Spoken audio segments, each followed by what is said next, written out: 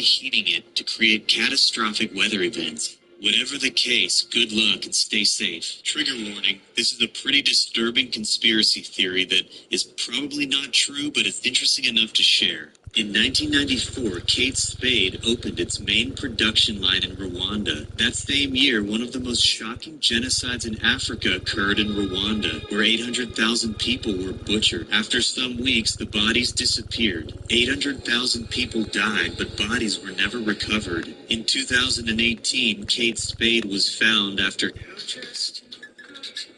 hanging herself in an apparent suicide. Some people are claiming that some of her most luxurious bags were made with the human skin of the people who died in the genocide. This is creepy and outrageous, and I'm not making the claim that it's true, but it's pretty creepy and horrendous if it is true, and would definitely explain her taking her own life. Unless maybe she was, as some people are claiming, ready to come clean when she got Epsteined. Recently, an extremely bright and mysterious light was filmed from an oil rig off the coast of Brazil. It's unknown what the source of the light could have been. It appears to be about dusk on an extremely cloudy day. Could it be an alien craft, an experimental ship by the government, or some sort of unknown sea creature emitting a massive amount of light? Most likely, it's caused by what's called an anti-crepuscular ray, which is a phenomenon that occurs when the sun's rays cross an area closed by clouds, creating a flash of light on the opposite side. So it's most likely just the sun peeking through the clouds, but it could be something else. Some people are making a very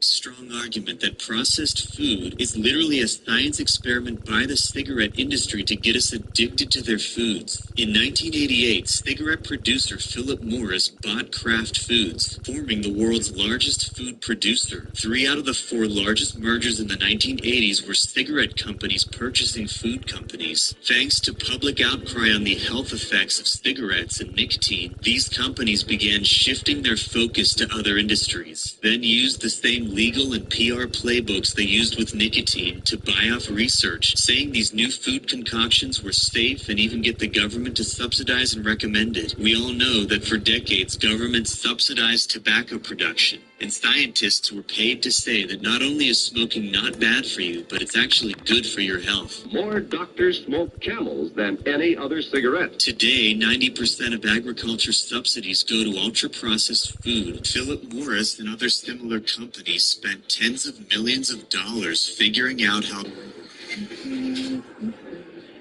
make food that was as addictive as cigarettes and possibly deadly. I'm not here to tell you what to eat or what not to eat, but think about what's best for you and what's best for a company that's bottom line is to make billions of dollars off of your food choices. And let's not forget the World Economic Forum recently trying to convince us that home gardening is bad for the environment. They don't want you to grow your own healthy food. They want you addicted to this. Marshmallowy Lucky Charms, a tasty part of this good breakfast. Thanks, me Lucky Charms. On Wednesday, another fire broke out in the Hollywood Hills, forcing more residents to evacuate. Fortunately, those evacuation orders have already been lifted and the fire has been stopped. West of that, the Palisades fire has grown to more than 17,000 acres. It covers areas like the Pacific Palisades and Malibu. It's still 0% contained. NBC's own Jacob Soboroff grew up in the area and toured the destruction. I grew up in Pacific Palisades, born and raised here, and I've never seen anything like this. We've had a lot of fires, and even evacuated sometimes, but nothing like this. The whole town. Beautiful Fenway Park in Boston, Massachusetts. A great night for baseball ahead on the show. This is the first time that I've seen the house that I grew up in, and I don't really know what to say. And a growing list of celebrities have lost their homes in the fires, including Billy Crystal, Anna Faris, and Paris Hilton, who says she learned her house was gone while watching the news. The Eaton fire is also still burning near Altadena. It's covering more than 10,000 acres. And further north, the Hearst fire is still going. The lake covers a lot of ground, and to get a better idea of where all these fires are, check out this map. You can see the fires aren't necessarily right next to each other. The 2 largest, the Palisades and Eaton, are roughly 40 miles away from each other. So entirely different communities are being impacted, and it's not just fires people have to worry about now. The sheriff's department is already dealing with looters in devastated neighborhoods. Shame on those who are preying on our residents during this time of crisis. The emergency order is strictly enforced. The sheriff's department will proactively patrolling to protect these communities from looting and any criminal activity. They've made 20 arrests of individuals who will be held accountable for the actions that they've taken. The story will continue to develop, so swipe up for the latest. Jimmy Carter's funeral took place in Washington, D.C. on Thursday. The 39th president died in late December at the age of 100. He was the same person, no matter who he was with or where he was. And for me, that's the definition of integrity. He waged peace with love and respect. He led this nation with love and respect. Carter lay in state at the U.S. Capitol earlier this week to allow the public to pay their respects. Thursday's service was attended by many political figures like Bill and Hillary Clinton, Barack Obama, President-elect Donald Trump, as well as President Joe Biden and Vice President Kamala Harris. Explain yourself. You said we should make throughout his life. He showed us what it means to be a practitioner of good works and a good and faithful servant of God and of the people. Carter will be buried next week in Plains, Georgia. So the congressional ban of TikTok has made its way all the way to the Supreme Court. Remember, the ban that Congress passed is supposed to go into place a week from Sunday, January 19th, the day before Donald Trump has his second inauguration. Trump filed a legal brief saying that the Supreme Court shouldn't ban TikTok, but the court still operates independently from these other branches of the government. And they heard arguments today from both the government that wants TikTok kicked off the app. So that's two straight two-out hits. Relay throw to second, and he's out. Why did he use one? And that ends the inning. Man, I hate this game so much. And now the center fielder, Jaron Duran. And the pitch. And TikTok itself, and a bunch of creators, by the way, who say their free speech rights are going to be infringed upon if this TikTok ban goes in place. But the court today, liberal justices, conservative justices, very skeptical of TikTok's argument, looking like this ban should go into place next week. Remember, the TikTok ban was passed by Congress, Republican Democrats, signed by President Biden, and, by the way, supported by many members of Trump's incoming administration. When you're in a pinch, get out of it with DoorDash. Basically said that TikTok is owned by a Chinese parent company, ByteDance, with close ties to the Chinese government. And that, one, they're collecting a lot of data, not just on its users, but because of their terms of service agreement, data on friends of users and people in their phone book. Like, they have extraordinary data collection abilities. So they say that's a national security concern. And then two, they can manipulate the algorithm in various ways, the For You page to, Got the bat going too soon. It's strike two. change American opinions and a variety of things. Look, I mean, it's been reported many times that they downrank content that's critical of China on TikTok. We saw when Joe Biden was president, a lot of content out there pointing out how old Joe Biden is. Look, he was old, but there was a lot of stuff about Joe Biden on TikTok for a while. Also, after TikTok's CEO testified before Congress, he didn't do a great job, but if you look at TikTok,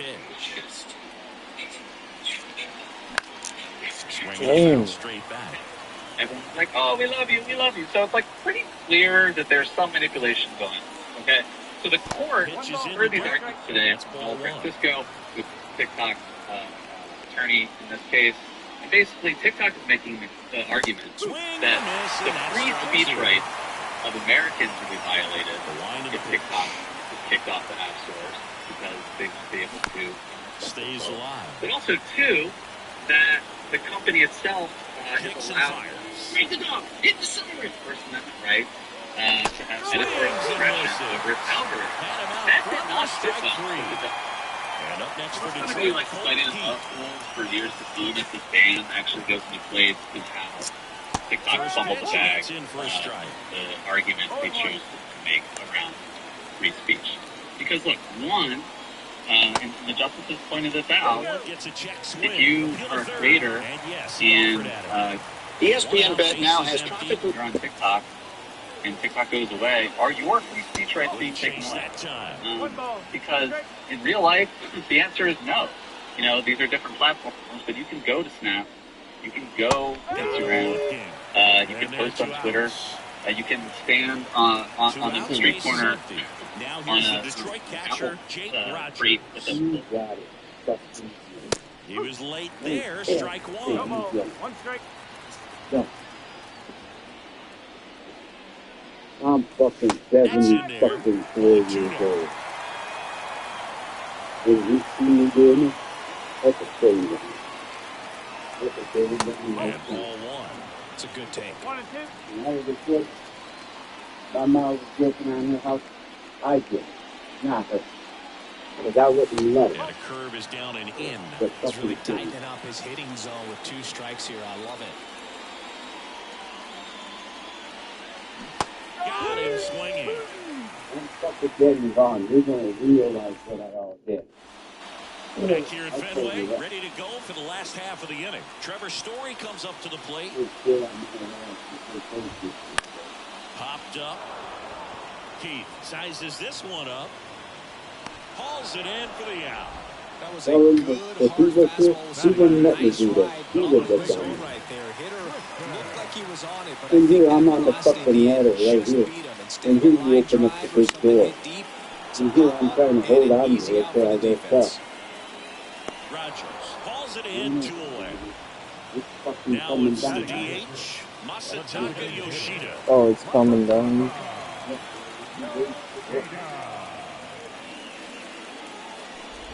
This lineup's going to have to find a way to make him work a little harder out there on the mound. I mean, he is just mowing them down. He's settling in. You got to make him uncomfortable. Maybe step out of the box, call timeout, do whatever it takes. Swing, and that's ripped towards right center. Makes the catch. Inning over.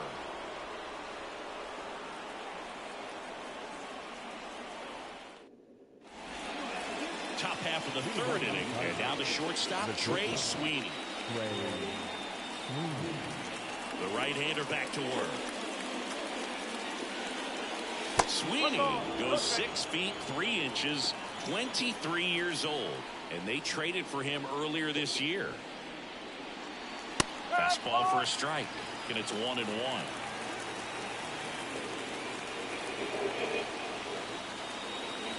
Swings and misses at the pitch off the plate. Left-hand hitter waits.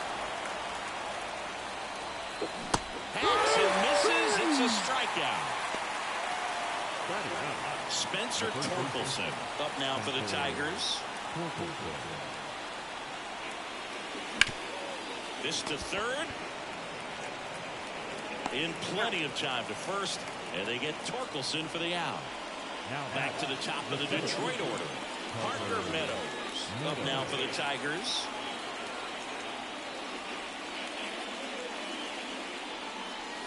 And that one cutting but missing down low.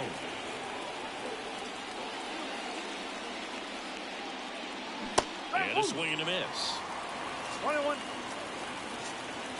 2 outs. And another ball.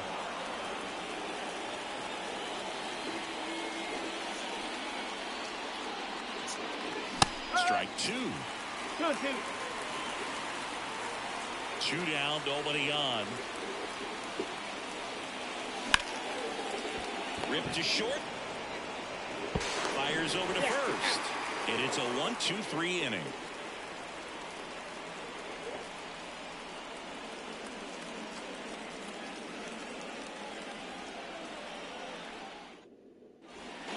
And we're back here at Fenway Park. And now Wilyer Abreu. Mines back to work. Fought off foul. You know, these Red Sox definitely being aggressive at the plate, but I think it's fair to wonder if they're being a little over-aggressive. The numbers tell us they're swinging at the first pitch more than 90% of the time, and that's an extremely high number, especially when you're not getting results, Boo. Right back to him on the mound. Slings to first. Leadoff hitter gone to the third. Connor Wong up next for the Red Sox.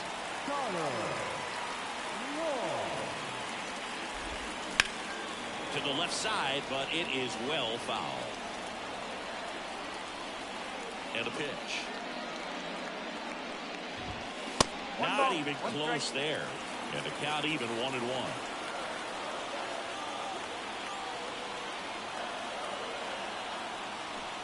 Okay, bro, just let me know when you're on your way. Where'd she go? Big swing and a miss. One way to make a guy real uncomfortable at the plate is pound him inside with good velocity.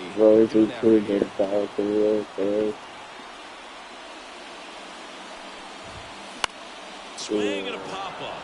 Foul territory for the catcher. Rogers pulls it down, and there's 2 gone. And stepping in for Boston, Cedane Rafaela.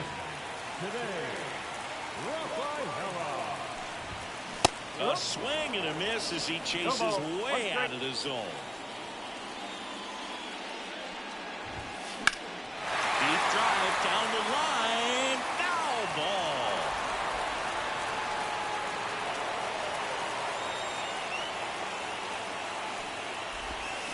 And a swing and a miss. And that's that.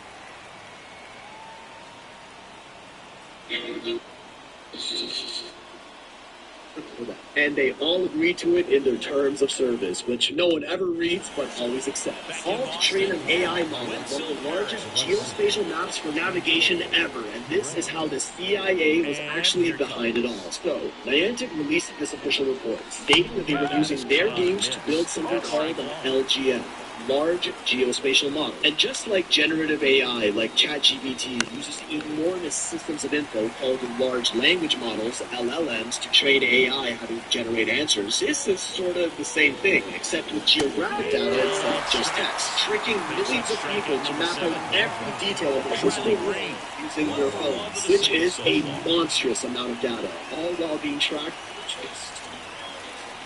by their phone's GPS, similar to how Google Maps collects data using their Google Bands, except they spend millions of dollars doing it. Niantic instead turned it into a game, convincing millions of people to do it for free, or even pay them to do their work for them. And I think we can all remember how mega viral this game was when it first came out. Like, everyone was playing it. Released on July 6th in the summer of 2016, where you run around catching Pokemon in the world's first viral augmented reality game. The entire in-game map was based on the real world, where you'd have to go to a physical location to catch a certain Pokemon or find it. And people got pretty obsessed with it. So much that countries like Bosnia even had to release an official warning telling people not to go into minefields while playing the game. And members of Egypt's national defense claimed that it was a spy tool used by government agencies around the world, infiltrating our countries under the pretext of entertainment. Turns out they might have been onto something. Even posts on Reddit over 8 years ago called it and were called crazy for it.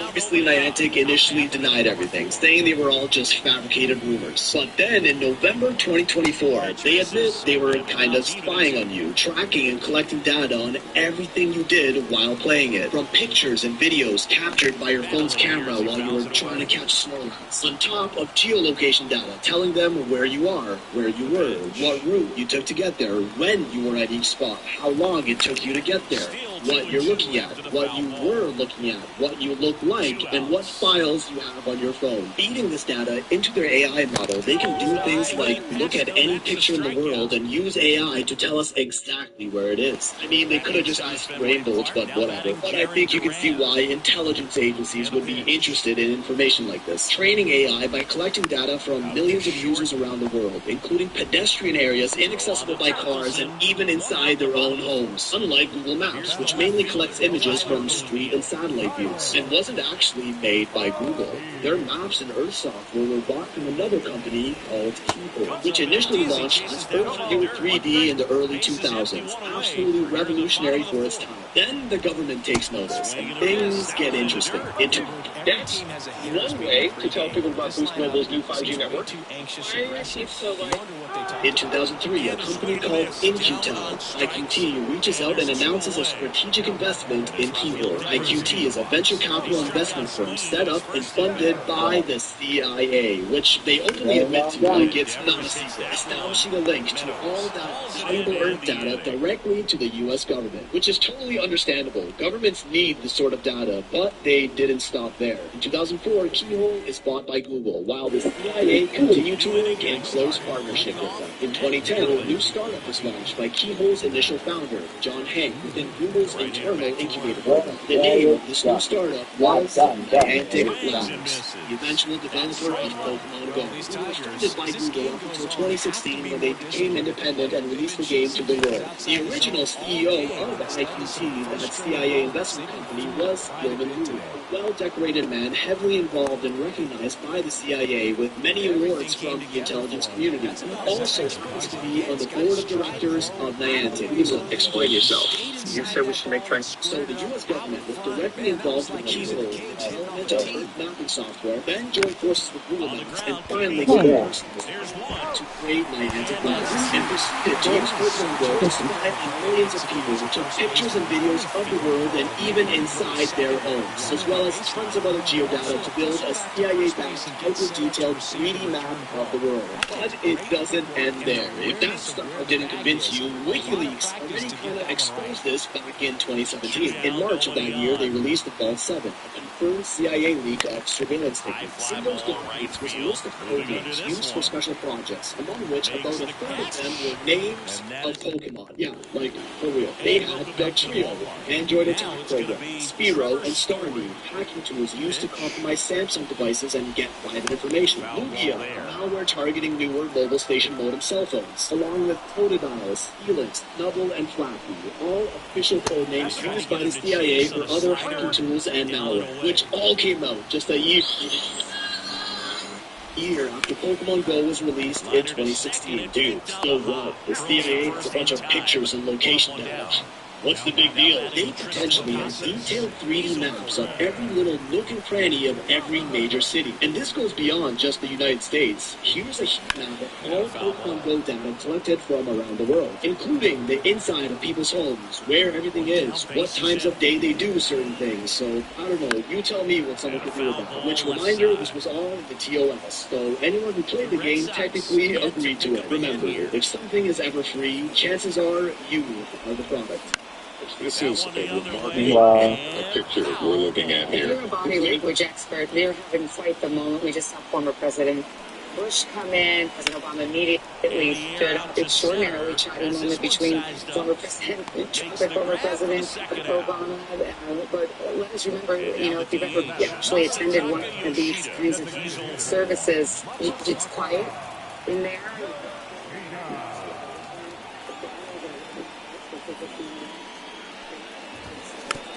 First offering is fouled off. All tied up. Last half of inning number 5. Swings through that. Man, that's just a nasty splitter. Bottom falls out of it. You don't see a lot of guys throw that these days, but I tell you what, he's got a good one. Knocks that one away, and we'll do it again. Ooh, missed a mistake right there.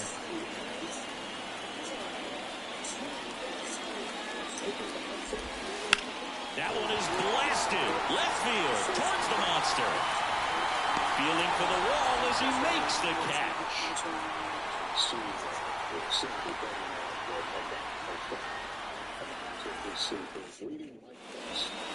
Back here in Boston, now it's the shortstop, Trey Sweeney.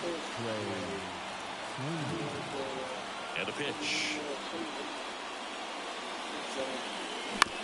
This one chopped in the ground, but foul. And he deals.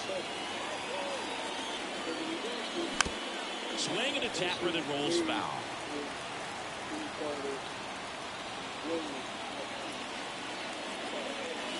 Goes down swinging strikeout. He swung over top of the curveball. And here's the first baseman, Spencer Torkelson. 0 for 1 so far.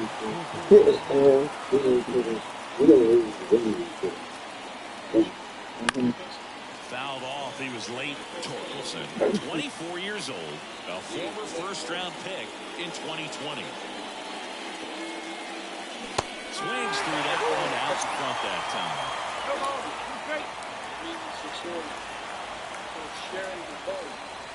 Swings through it, and that's a strikeout.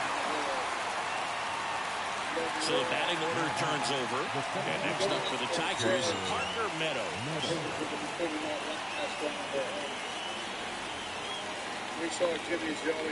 He's controlling things out there on the mound, not messing around at all. He's been in attack mode since the very start. Next offering in there for a strike. And the count is 0-2.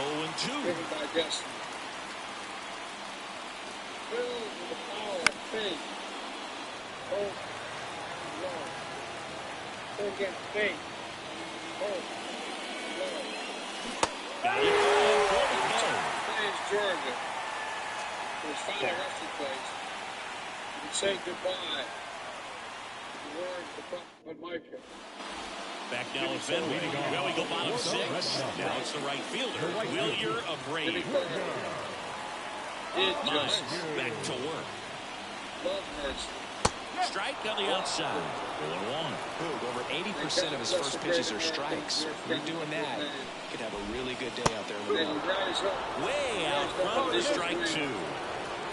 Here comes the pitch. That one misses. Ball 1. Pretty standard high 0-2 fastball right there. If you're smart, look for something down in the zone, but not too far. You want to chase that breaking ball in the dirt. Swings and misses. Struck him out. Connor Wong up next for the Red Sox. Popped out and fouled ground first time through. That misses the zone, and it's 1-0. Regulated so many industries. That one fouled off. That he gave us cheap flights and very craft beer. One down, base is empty. All of those years ago, he was the first person in. Hit on a line, and that's a base hit. And that ends the perfect game bid. Such a mean and purpose. And just like that, the perfect game bid is no more. Just a solid swing right there. Caught it out front and ripped it into the outfield for the base hit. Those always feel great. Rafael swings through it for strike 1. Swing and a ground off the middle. That's a base hit. They get it in quickly. So first and second, now 1 out. 2 consecutive base hits for these guys here. Once you get the ball on the pitcher, there's a lot of base hits up the middle, even on ground balls. So a nice job to use that big hole and get himself a hit. Now here is Jarren Duran. Wouldn't chase that time. At the dish, looking to lift the ball in the air in this spot. Anything but the inning double play, Boo. Go-ahead run at second here in the bottom of the 6th. And he hits a ground ball right side, and that's just foul. And the righty deals. And that one fouled off.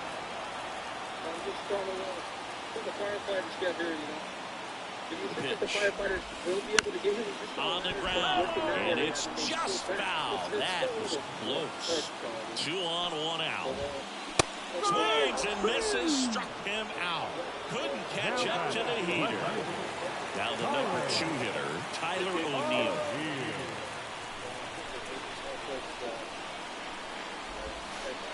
And takes low for ball 1. You can expect this hitter to be looking for something on a tee. He can get up in the air and untie this ball game. Out front with the swing, and that is strike 1. Righty to the plate. Lifted in the air, right center field. On the move to the gap. He's got it, and that will end the inning.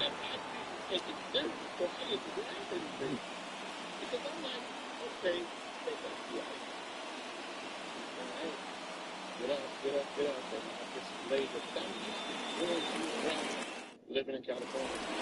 Back here at Fenway, we go to the top of the 7th, and here is Wenzel Perez. The pitch. Swing and a miss. No ball. One strike.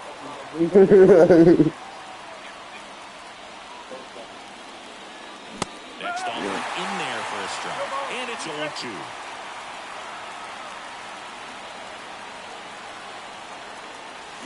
Down to the dirt, swing and a miss. Throw to first, gets it. One away on a drop third strike. Riley Green up now for the Tigers.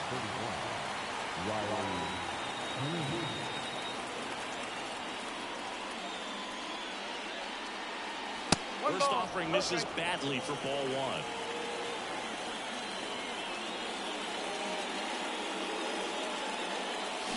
Swing and a miss, strike 1. 21. The wind of the pitch.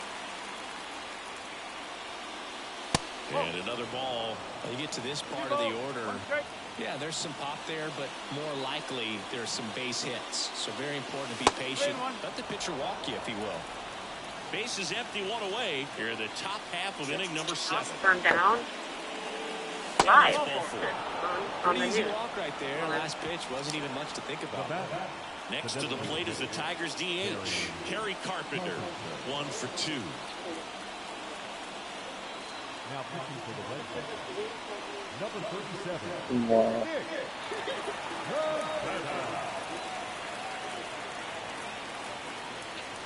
Swing and a miss. Strike 1. Talk about tying a guy up. That was ugly.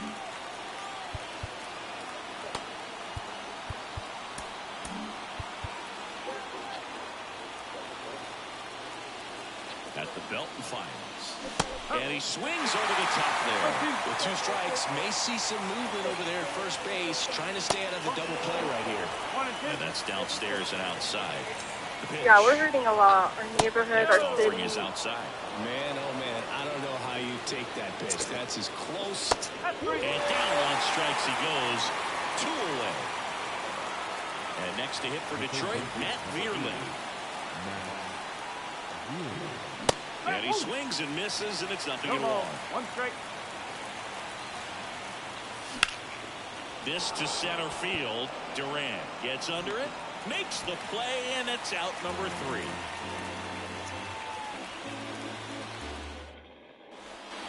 Back here at Fenway Park, set for the last half of the 7th. Here's Rafael Devers. Hitting is all about anticipation, and right now, this lineup is struggling with it. Their swings are mistimed, and it's produced. Oh, now this is blasted. Way back there, on its way. This far way back and gone. He leaves the yard to right. It's 1-0. Here's Trevor Story now. So the Tigers get a new arm from the pen, Bo Brisky. They know that he can get a right-hander out, but he's in position to face a couple of lefties this inning. Swing and a miss as he was late. Always exciting to see a leadoff home run in an inning. Kind of gets the offense fired up, and you start to. Now this is in the air down the line. And that will drop foul.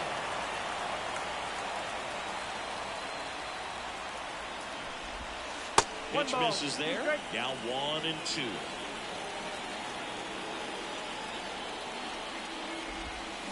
Swing and a miss. Struck him out. 1 away. And now the first baseman, Tristan Casas.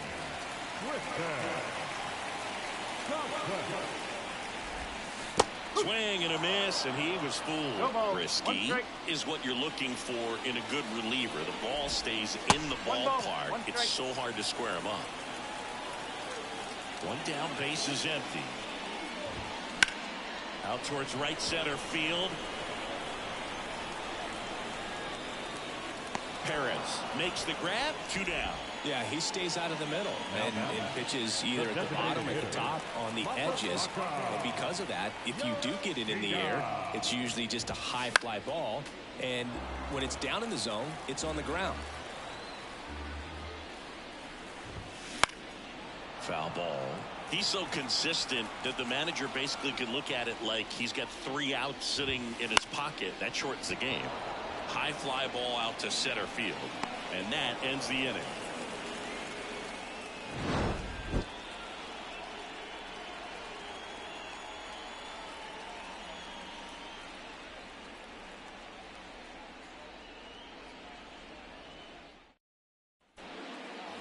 And we're back. Here's the second baseman, Colton Heath.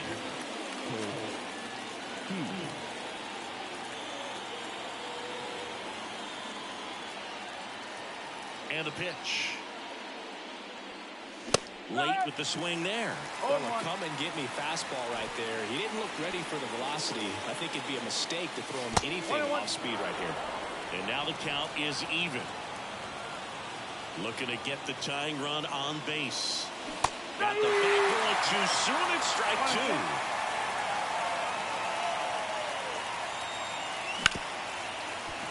Hard hit left side. Story sends it over to first. Leadoff man is out here in the 8th. Jake Rogers up now for the Tigers.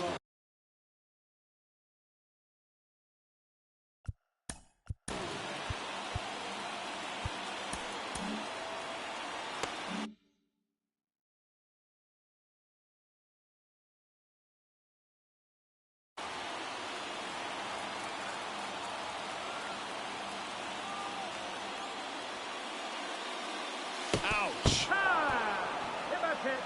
Well, the pressure is already high, and now it's been cranked up to another level. Man, his head must be spinning out there on the mound. He's got to find a way to slow things down. That breathing technique, Boog.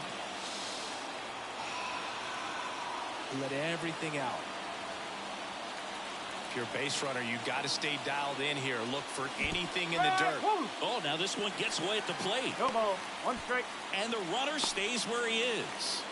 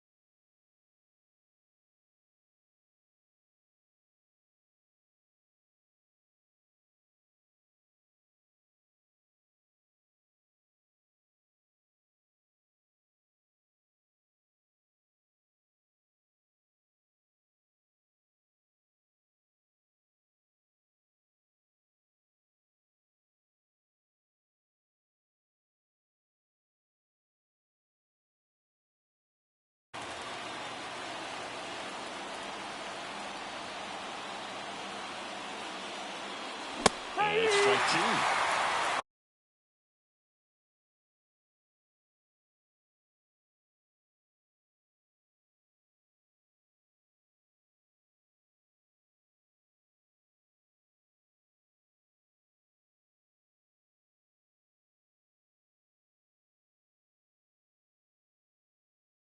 Holding on to a 1-run lead, and we're at the top of the 8th. And the right-hander deals. Swings and misses, struck him out. He swung over top of the curveball. And up next for Detroit, Spencer Torkelson. Swings through that one for strike 1. 0-1.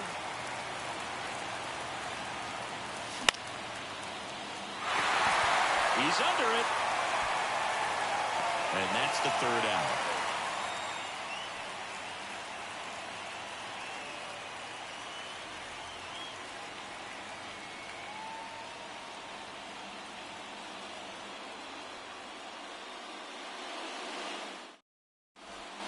And we're back here at Fenway Park, bottom of the 8th. And now the right fielder, Wilyer Abreu.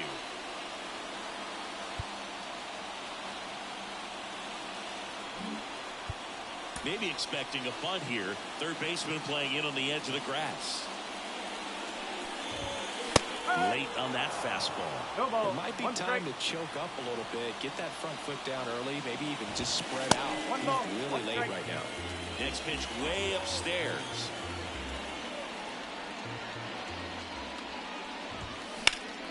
In the air right field. And he can't quite get there. It's a foul ball. Right-hander kick steals. Gets a piece and stays alive. 1-2 now.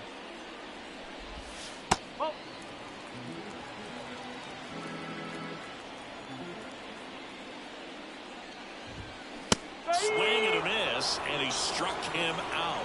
And one away. And next for the Red Sox, Connor Wong.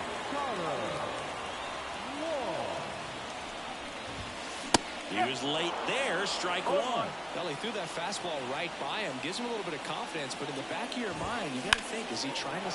This one swung on and hit well. Way back there. Oh, that ball was crushed. And they add to their lead. It's 2-0. One out, base is empty. Cedane Rafaela up next for the Red Sox. A swing and a miss, and that's strike one. One strike. Jackson Joe gets the ball now. Pretty tight game, so they're looking for quality pitches out of him right here. Got to do his best to keep the score right where it is. Swings through that one for strike two. No ball. Strike. Into center. Green going after it. 2 away. Here's the center fielder, Jarren Duran.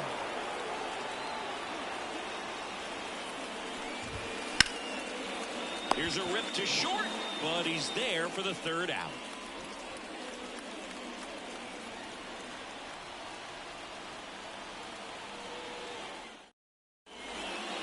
Back here in Boston, all set to start the ninth in this one. And now the center fielder, Parker Meadows.